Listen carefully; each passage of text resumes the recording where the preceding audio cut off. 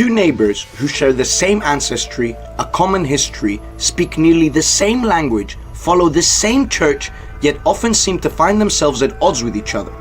Russia and Ukraine. Here's how these two nations have descended into an inevitably recurring conflict rooted in centuries-long disputes, threatening the prospect of peace and security in the region and the world alike. Both Russians and Ukrainians share the same ancestry dating back over a millennium. Specifically, Kiev, the current capital of Ukraine, is the historic home to the first Eastern Slavic state in history. And Russian is actually a Slavic term used to refer to Scandinavians with red hair who arrived as Vikings and conquered the indigenous Slavic tribes. It is on this conflict-ridden land that both Russians and Ukrainians built their national identities. As such, Kiev holds a colossal significance for both peoples. But it was not until the 18th century that Moscow-based Russian Tsars included Ukraine as part of their empire. Wary of the rise of Ukrainian nationalism by the 1840s, the Tsars prohibited the practice and teaching of the Ukrainian language in order to ensure political control and unity across a land referred to as Europe's breadbasket. If you open a map, you see the geographical importance of Ukraine, particularly for Russia, is unquestionable. By 1922, as the Tsars were dethroned, Russia became what is known as the Soviet Union, a totalitarian form of governance that included mass agricultural and industrial plants. In the 1930s, when Ukrainian farmers descended against the Soviet Union's collective push, they found themselves on the bitter end of the infamous Soviet leader Joseph Stalin's iron fist. Stalin, responsible for the death of millions, carried out what is referred to as Holodomor, a campaign of famine, mass killings, and the mass relocation of more than 10 million people. The Second World War from 1939 to 1945 deepened the schism between Russia and Ukraine further. Why? Well, many Ukrainians fought alongside the Nazis against their common enemy Russia. But by 1945, Russia emerged victorious, and Stalin didn't forgive or forget. So he carried out mass deportations of Ukrainians to Siberian work camps known as gulags. All in all, Ukraine lost a fifth of its population during the war. One gesture, though, that is perhaps a silver lining in the century of hostility and violence between Russia and Ukraine was one carried out by Nikita Khrushchev. The Soviet leader, who was of Ukrainian descent, actually gifted Crimea to Ukraine in 1954. Why? Well, some say as an apology to what Stalin did, but the exact reason is still disputed and unknown by most.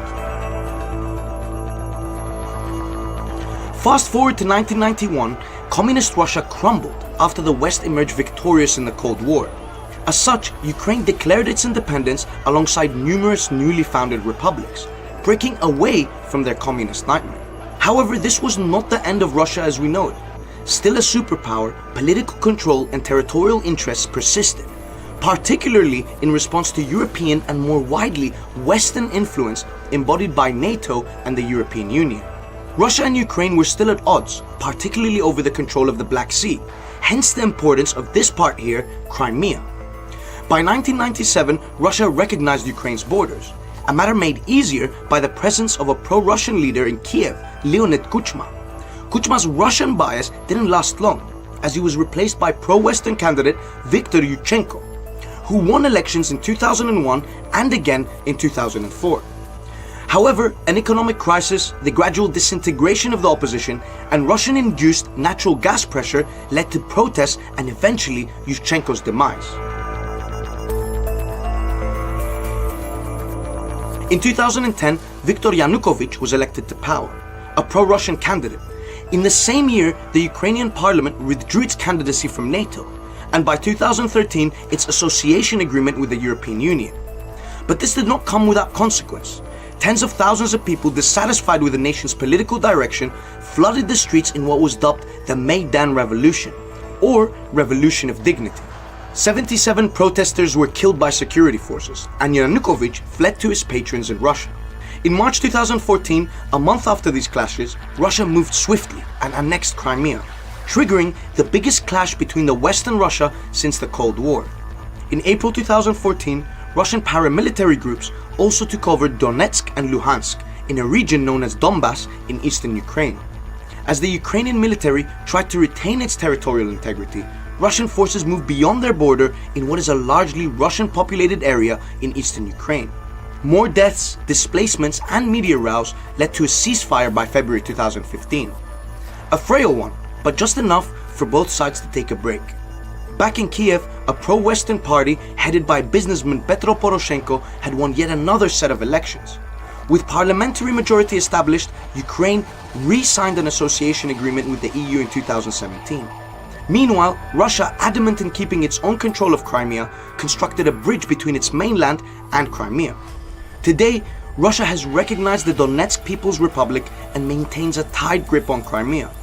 The schism, as you can see on the news every day, keeps getting deeper, with the possibility of a new world war and nuclear entanglements being openly discussed.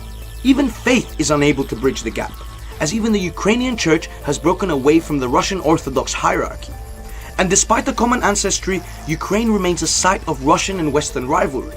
So old wounds keep reopening and seem to be far from settled.